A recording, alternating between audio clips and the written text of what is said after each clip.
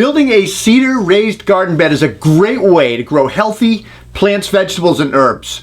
A raised garden bed, it's basically a large planting container that's above the ground. It's filled with soil and plants. So there are many different benefits, or many benefits from raised bed gardening, and some of them are, it's perfect for growing vegetables, herbs, flowers on patios, porches, decks, and balconies. Let me see. It allows you to garden without bending over and back strain. The plant productivity of the plants increases due to better drainage and deeper rooting when you have enough proper soil. And the raised beds allow for better soil quality, content content when you have a nutrient poor or a weed riddled area. Also, it can allow for a greater, longer growing season. It's got fewer weeds grow in an elevated garden. That's a fact. An elevated garden can also make it harder for rabbits to eat your plants and vegetables. The better looking raised garden beds that I've seen around are typically built out of cedar.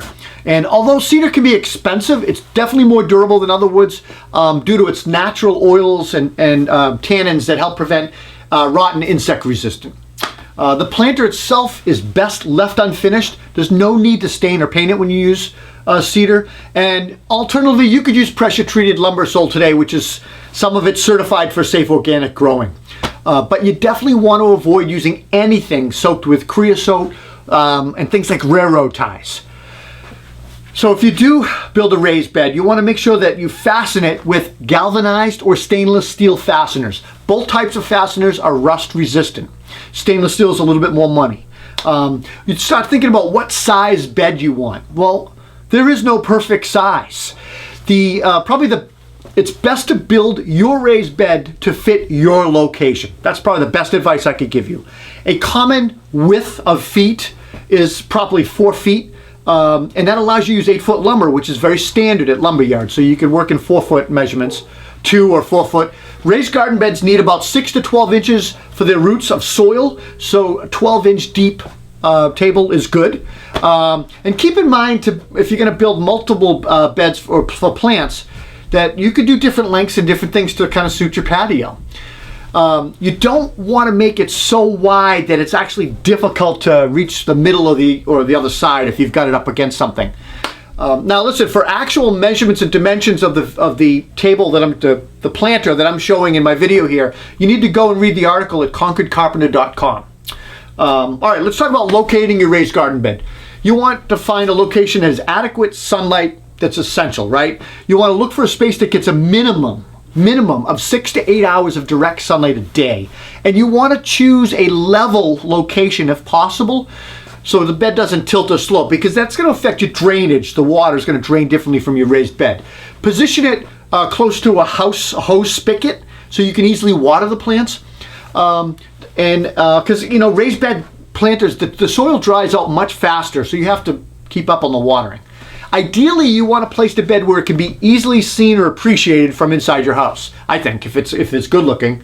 And if you're growing herbs or vegetables, consider placing it close to your kitchen door so you can have easy access if you can go out and cut fresh herbs. For my planters, I used 4x4 cedar posts for the legs. I used 2x4 cedar for the caps because that protects the end grain on the posts from rotting. I used 1x8 cedar boards for the sides. And obviously we talked about rust-resistant fasteners. So building the bed, we talk a little bit about building the bed. I chose to use 1x8 cedar to build my raised garden bed. That gives me about a 14-inch high bed. Using thicker boards for these things certainly would be heavier, more durable, but also more costly. So I decided to go with 3/4 boards.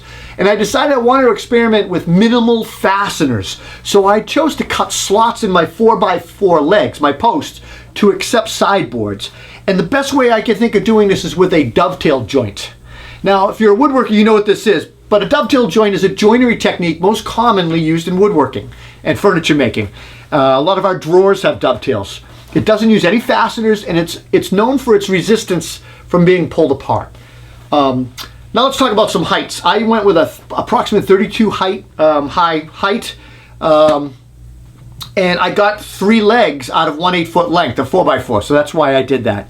To make my dovetails, I used a router with a dovetail bit here in my shop, and I cut the slots on two sides of that 4x4 post.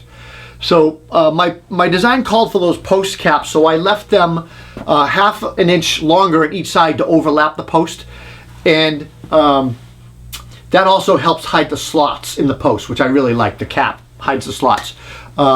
So I basically doubled up my slots, I doubled up my boards, and that became my side boards of my raised bed.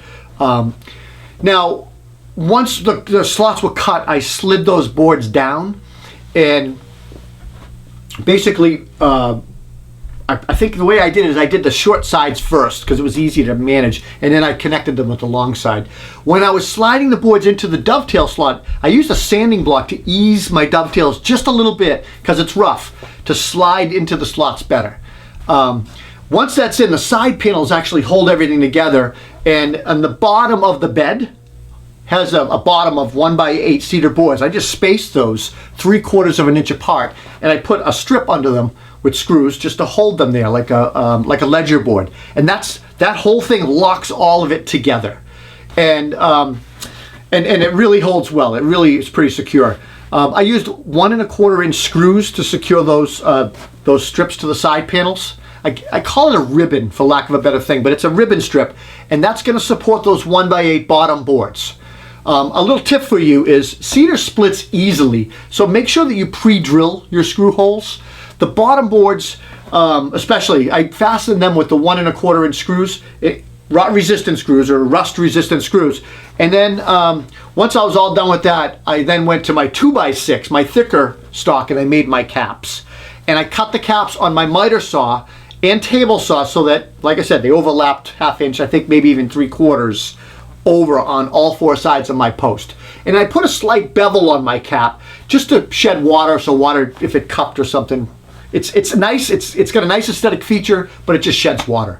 I secured the caps with construction adhesive, allowed that to dry, and then later went back and installed some galvanized screws.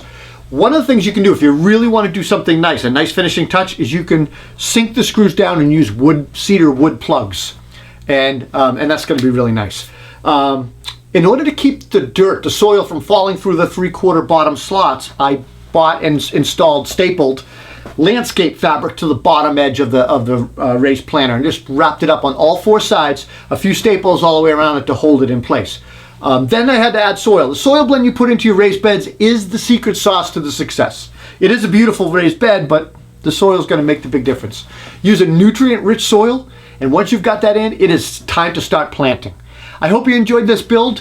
If you want a little bit more detail and some photos showing the actual steps, please go to concordcarpenter.com. Check out the article, How to Build a Raised Cedar Planting Bed. Take care, guys. We'll see you around.